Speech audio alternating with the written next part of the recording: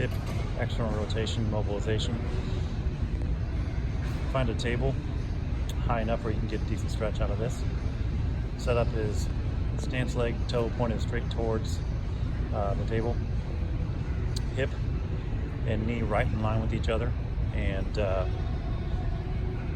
ankle and knee and hip about a 90-degree angle.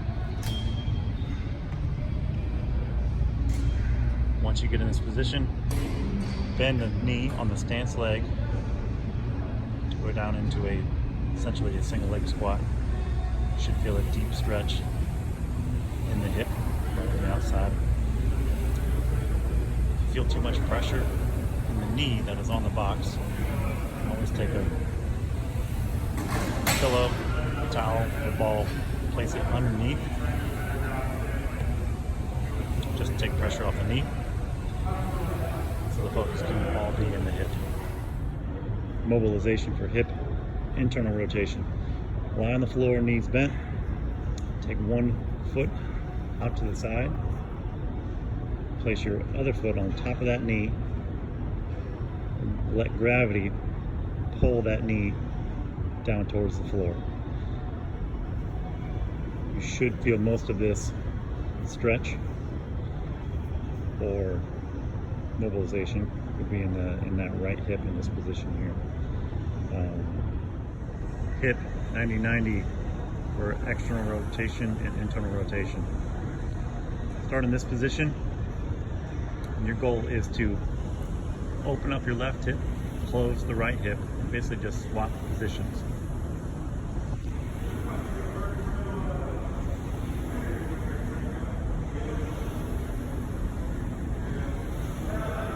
If this is too difficult, place both hands on the floor behind you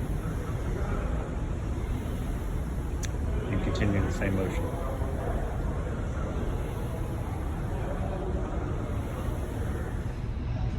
Hip internal rotation, mobilization. Start position for this exercise is to place your foot and your knee on top of the box table, foot to the outside of the knee, which places your hip into an internally rotated position. From here, you're going to sit into that left hip and rotate to the left until you feel a joint stretch. Just do reps back and forth. Quad stretch. Place your knee on the floor, foot up against the chair. Start position here, stay nice and tall. As you start your motion, take your belly button straight forward. You should feel that stretch on the front of the left hip. Bring it back to neutral. Another cue is to squeeze your glute before you start your motion forward.